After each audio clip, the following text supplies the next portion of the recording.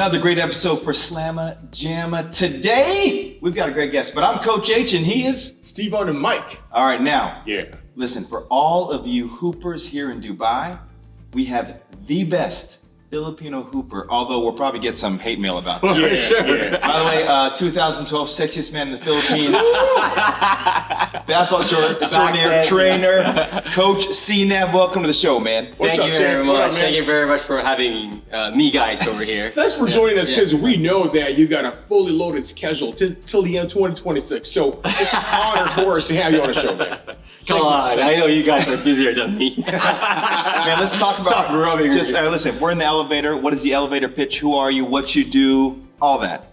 All right, so I am Coach Snav, also known as CNAV. Yeah.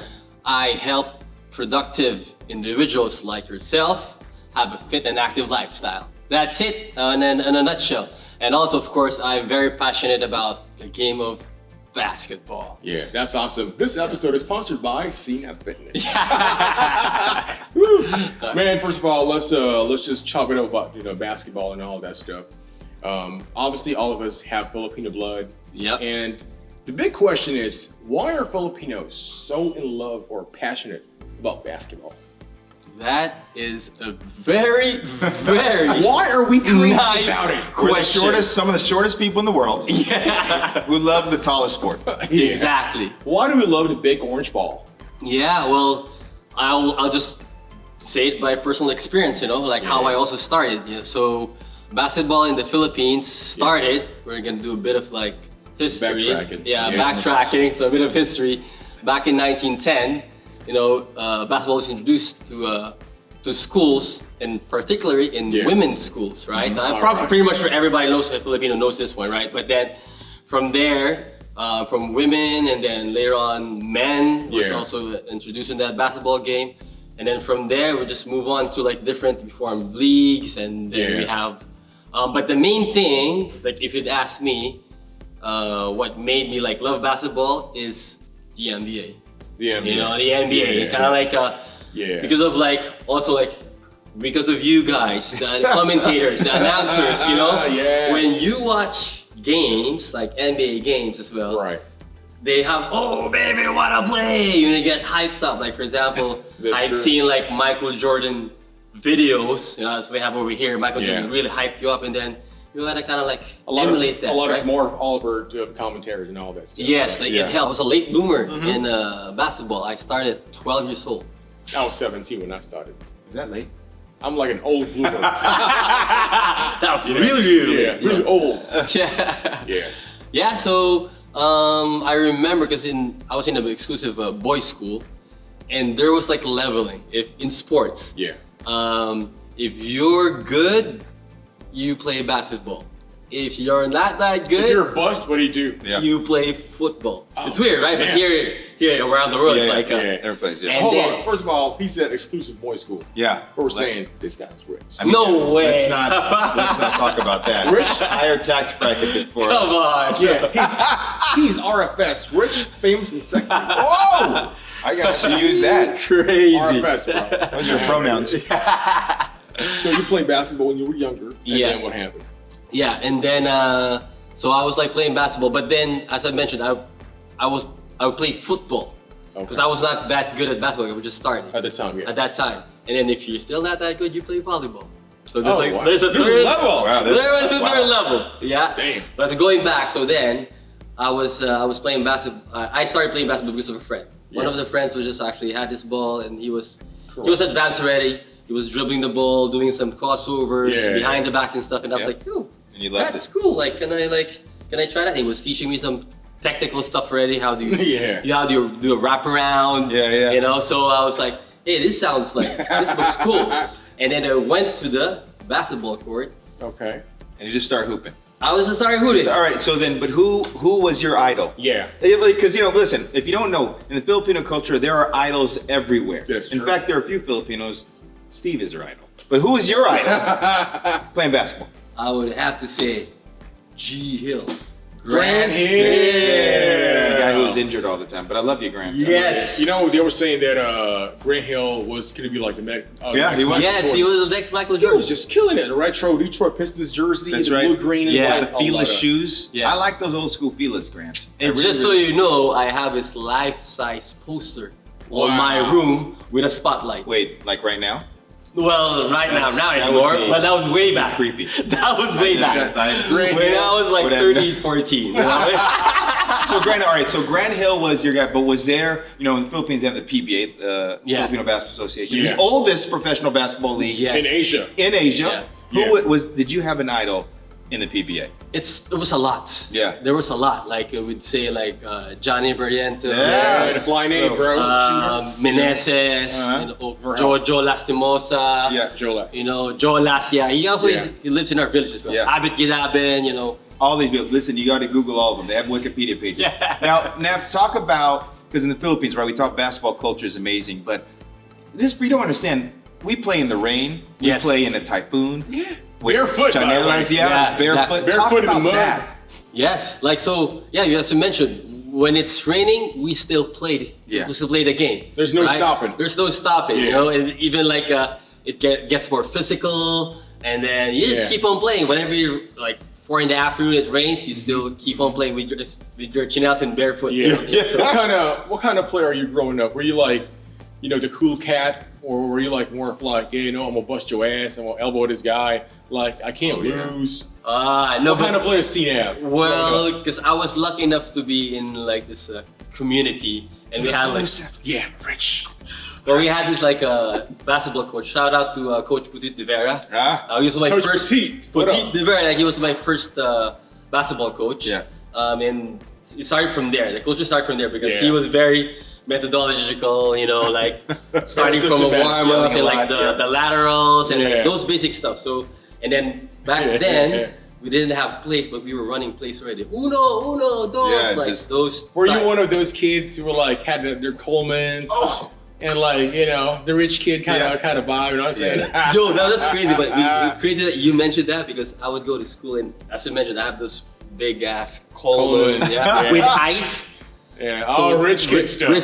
Recess during break time. Right. Yeah. I would have it, but lunchtime, I would like find out like Yeah. it's all gone. Yeah. Yeah, like, I know. No. You know, see, Nav, one of the things, you know, playing out in the rain, yeah. playing everywhere. Talk about a little bit just in terms of when we talk about the basketball culture, it's not like anywhere else in the world. Yeah. Yeah. They play anywhere, any place, and they love it. They will stay. Yeah. Now, I don't know if you're old enough, but I remember when I went to the Philippines when I was 12, 13 years old. Yeah. I'm watching NBA basketball, but they had the VHS tapes. Yes. Yeah. They put on the VHS Yes. tapes to play the NBA. Did you do that? Yes, I even have the Betamax. Wow. This was like Betamax. this Guys, was he's like 70 years old.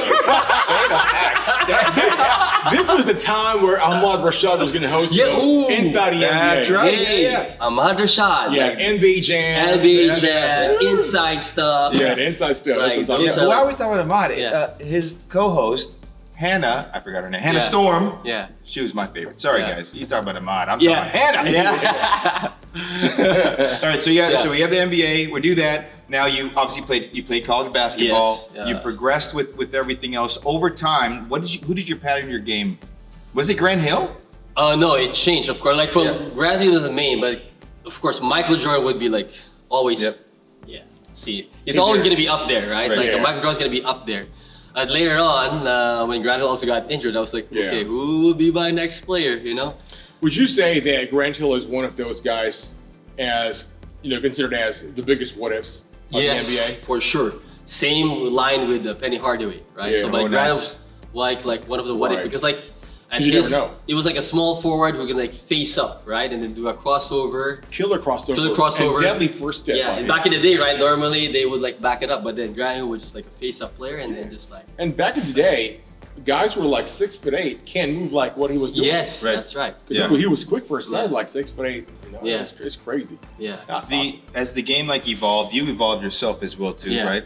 You're now Yes. CNAP Fitness. Yes. Yeah. Fitness extraordinaire. If you're in Dubai, hit him up. You have your own app. Yeah. You have like all these fitness classes. Like talk Yeah. about that. Talk about how your Philippine basketball background has now extended out to this. Yeah. yeah. So I came here in Dubai hold on to yours. It's gonna be a bit of a while. No, just kidding. But I came here to Dubai in 2008. All right. I worked Recession time. 2008, but I was with Atlantis De Palm. I was working at Nobu, Japanese restaurant. Oh, wow. It was a good, nice restaurant, good vibe. But when I got there, we were so busy with work. Right. But then I was still passionate with basketball. And then people were really busy with basketball. I mean, busy with work and stuff. Yeah. So what I did, I formed the group. I got all their schedules. Like, okay, who's like available at this time, that time, and like whatever. And so, and they were restaurant people. 12 in the 12 late nights, shifting and stuff. So I found a common time like 6 in the morning. So we would gather up 6 in the morning. They started with like 10 people, 15. Wow. And later on, it became like 4 teams, and then I had like team leaders. We were having some leagues. It's really interesting that you're telling that story, because if we go back to 2008, basketball here was, I wouldn't say not existent, but it's not as obviously big as today. Yeah. So based on, you're staying here in Dubai for like 16 years now, 17 years. Yes, that's right. What are like the noticeable differences you've seen over the years? Like from basketball in 2008 until today, 2025. Yeah. So back then, it was a small community. Yeah. Like, the players right away, like Coach Ron and like hotel people, like different teams. The bookers, the well-known The people. Southpaw boys. The Southpaw boys. They were like the beard guys back in the day. When you go to the court, you kind of like know the people already. Yeah. But right now, fast forward, there's so many leagues. Yeah. And then what's funny thing about it is because there would be different ratings. Like Class A, Class A, Class B. They told me all this stuff. I was like, what is happening here? Yes. There's Class D. I'm like, do you have like Class Z, X, Y, whatever? There you go. Listen, I mean, one of the things, and with Coach CNAV, Coach CNAV was like one day, was like, hey, Coach H, you want to come play pickup? I was like, So I started going like every Saturday. Yeah. And then it started, I don't know how it happened. Like first 3 weeks we're playing pickup, and then the next week, all right guys, we're in the league. Wait, what league? Full on uniforms, team pictures, roster pictures. I was like, what is happening? Did you ask him like, what class is this? No, I don't want to know. I definitely am the lowest based on my age. Class No, it's kind of like a mix, but like it's for fun. but not like the really like top tier. But you know what? What's really obvious is that it doesn't matter if you're in homeland in the Philippines or you're like in different countries. If you're a Filipino, you're passionate about the game of basketball. Exactly. And the question is why? Why do we love basketball so much? You could be like just an ordinary, like a Saturday club player. Yeah. But the passion for the game is like, I want to watch the NBA, the PBA, the NCAA, whatever it is. Where do you think is that fire coming from? That's actually a good question. Like when we were, I was surprised when we were talking about basketball. Yeah. We kind of like, you were talking about Corey Maggette and different names. Yeah. And we kind of know, we just kind of assume that you guys know already, and we right? vibe in it. We vibe in it right away. And I was like, wow, this is like a magical thing, So like, I think there's also like a part of it wherein just you have this friendship, camaraderie that you build on the court as well. Like also like we're busier at work, and then just like a lot of things happen, connections happen in basketball, right? From basketball and outside, It's just really funny you say that, because I remember like in the Philippines specifically, and this is true. Correct me if I'm wrong. Yeah. In the Philippines, if you're very good at basketball, even at college level, you're like a celebrity. Oh yeah. Yeah. You're an idol. You're just you girls get and- billboards, you get cars, Sponsors. Yeah, you can't go in the mall. Like you go in the mall, like you are a song. I think basketball in the Philippines. One of the reasons why it's huge is that number one, I think our imaginations are huge. Yeah. Right. And then we could play it outside. It's so easy. You just put up anything, and you can play outside with anything else with it. And I think there's a competition factor and everything. Like if you look at every almost skill out there, not only can we hoop, we could sing. Yeah. We could MC. Yeah. We could dance. We could do whatever. That's we could do everything, man. And we're the world's best nurses. I mean, there's all these different things that come up with what we do. Yeah. Now, CNAP Fitness, it's out in the market. So what's next for Coach CNAP? What's going on? Ooh, well, because future plans, Rich man. Future plans, No, because as of the moment, I have this like group every Tuesdays we're in. it's more of like a skill development, and also for us, like, cause we're coaches as well. Wait, he talked about skill development. I went to it. It's a full-on practice. We're running. We're doing like zigzags, suicide. Layups against people. I'm like, man, see that? I'm almost 50, man. Like, I can't do all this. Yeah, but it's a very good initiative, to be honest. Oh, it's amazing. That's awesome because you're trying to like promote. Forget about basketball.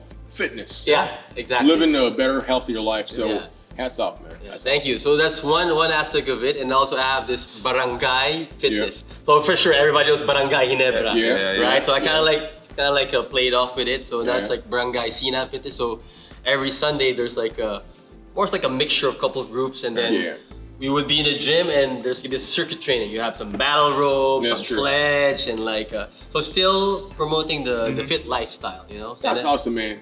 You know what? There's a lot of kids watching now in Dubai, around the world. What do you want to tell them? Oh, yeah, just as I always say this one, always be grateful with what you have. Amen. And be great at it. Sir. I love it. Listen, Zinab, thanks for coming on, man. You are an inspiration. I've seen you on the court. He's actually one of my NBA basketball school coaches. We're not going to say anything about that. But he's great on the court, great with people. You know, you're a great husband as well, too, with everything. You are everywhere in what you do, man. Thanks for coming on. Shout out to his wife. Appreciate it. What's her name? What's Mary. Mary. Oh, by the way, Mary also loves to play sports as well. Volleyball. So we have seen volleyball. Well, but hold on. Mary plays volleyball. Apparently, according to him, volleyball is volleyball. For women, sorry, Mary. Man, thanks for calling by, bro. Appreciate it, man. Thank you very much. Yes, sir. Yes, sir. Brother. Thanks so much, guys. Don't forget, listen, we need your comments. We need to hear what you think of Slamma Jamma, because we are here because of you. We love you all. Go ahead, Steve, and we out. Yeah, if you'd like to sponsor us, let us know. Comment down below. Sponsor.